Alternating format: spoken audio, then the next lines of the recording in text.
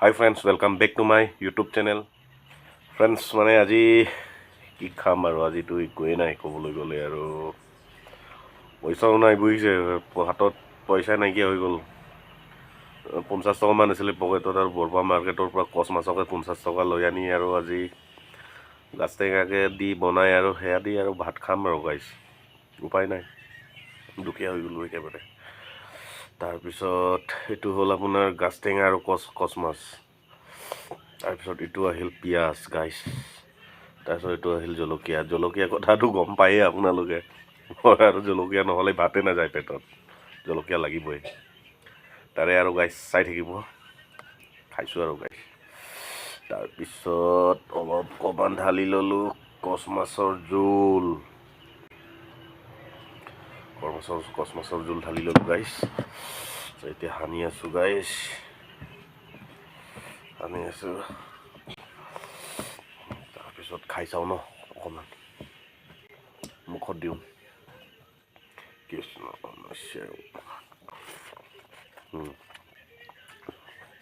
তিনি পিচমান আছে অকণহে খাম আৰু গাইছ ডাঙৰ পিচ হ'লে টেনশ্যনেই নাই মানে সৰু সৰু পিচ 3 পিচ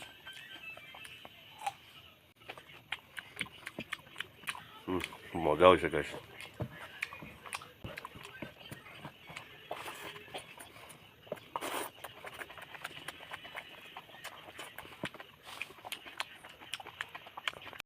গাইছ আৰু এটা কথা নহয় পেজটোত আপোনালোকে লাইক কৰিবলৈ নাপাহৰিব কমেণ্ট দিবলৈ নাপাহৰিব আকৌ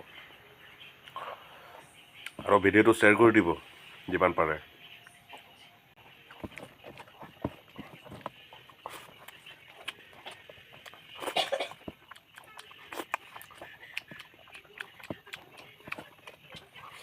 আপুনি আছে নহয় কচ মাছৰ জোল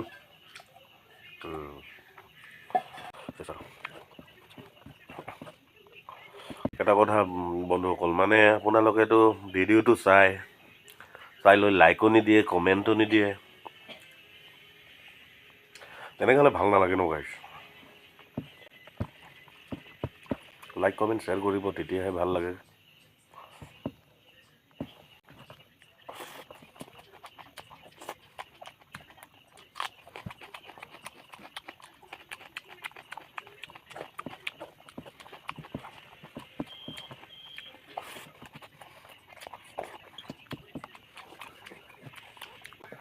সৰু সৰু মাছৰ পিচ আৰু 3 পিচ ইয়াৰ কাৰণে মানে অকণকৈ খাইছোঁ আৰু গাইছ বুজিছে নাই দুখীয়া ন সেইকাৰণে বেলেগ আইটেমো নাই পিঁয়াজ 2ডোখৰ ল'লোঁ জলকীয়া 2টা ল'লোঁ গাছ টেঙা মাছ সেয়াকে আৰু খাইছোঁ আৰু গাইছ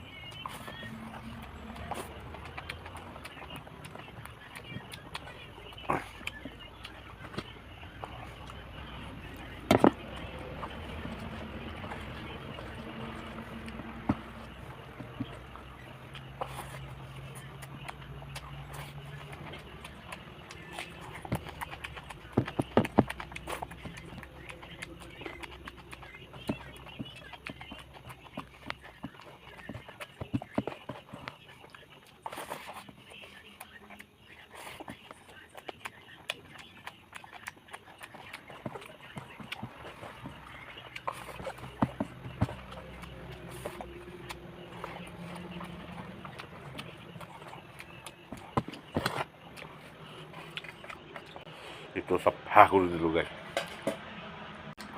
বৰ মজা লাগিছে খাইছ তামাম মজা লাগিছে গাছ টেঙা আৰু কচ মাছ আপোনালোকে খাই চাবচোন, তেনেকুৱা ৰেচিপি ট্ৰাই কৰিব গাইছ ঘৰত।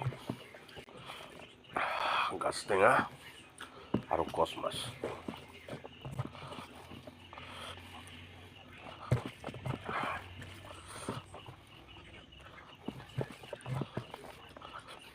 মানে কি হ'ল আপোনাৰ গাছটো টেঙা যে, ইয়াৰ কাৰণে নেমুটো নল'লোঁ আৰু গাইছ। নেমু আছে ঘৰতে, গছ আছে নহয়।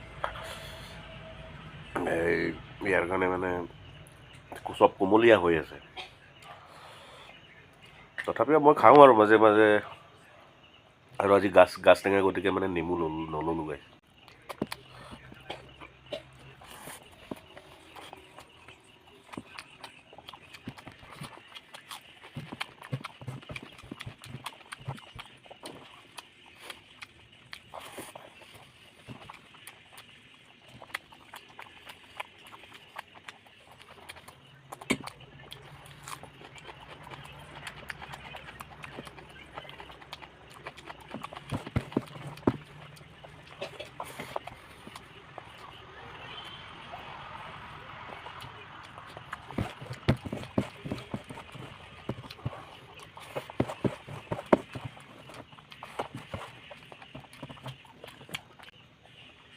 গাছ